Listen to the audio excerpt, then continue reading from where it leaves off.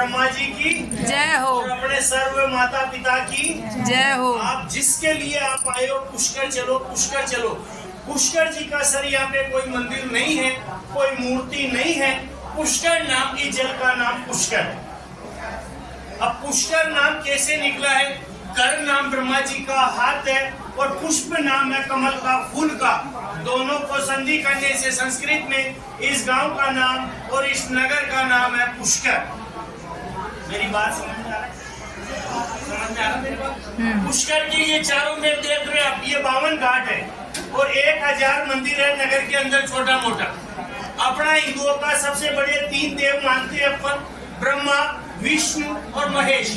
आपने घर में सभी देवी देवता का पूजा प्रसाद किया होगा, ब्रह्मा का कहीं पूजा नहीं किया होगा आपने। ये भगवान ब्रह्मा जी की पहला पत्नी है सावित्री माता, जो लेडीज लोग बड़ पूजन बोलते हैं, बड़ सावित्री। दूसरी पत्नी है ये गायत्री माता ब्रह्मा की, जो साथ में बेटा गायत्री माता। तो भगवान ब्रह्मा जी का पहला पुत्र है नारद भगवान।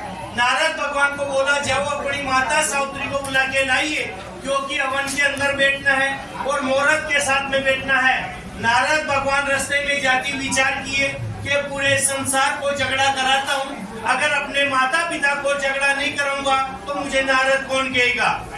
तो सावित्री माता को आने में टाइम लगे था, श्रृंगार करने में। तो विष्णु भगवान पास में खड़े, तो विष्णु भगवान जगत पिता ब्रह्मा जी को बोला, हे जगत पिता ब्रह्मा जी, आपका एकादशी से पूर्णिमा तक का मुहूर्त है, ये मुहूर्त निकल जाएगा तो इस मुहूर्त का कोई महत्व नहीं रहेगा। तो जाओ कोई कुंवारी कन्या हो। ये कुंवारी कन्या थी गुजरों की लड़की, जिसको गाय के मुख से शुद्ध किया तो इसका नाम निकला गायत्री माता। गायत्री माता को बिठा के हवन चालू करा, ओम स्वा का आहुति लगा। आहुति लगते संसार में आवाज आया और सावित्री माता के कानों में आवाज आया, आते क्रोध हुआ, क्रोध होती 2 चीज का श्राप दिया। पहला ये श्राप दिया, मेरे होते आपने दूसरी स्त्री से कैसे शादी किया। दूसरा श्राप ये देती हूँ कि पूरे संसार के अंदर आपका एक ही मंदिर होगा, वो मंदिर का पूजा साधु सन्यासी होगा। जो मंदिर का पूजा करेगा वे गृहस्थी लोग आएगा, बाल बच्चे वाला आएगा, गरीब आएगा, प्रधानमंत्री इस जल का मान रखेगा और अपना सुहाग का बिंदी लेगा, उसी का तीर्थ जाने का मनोकामना पूरा होगा।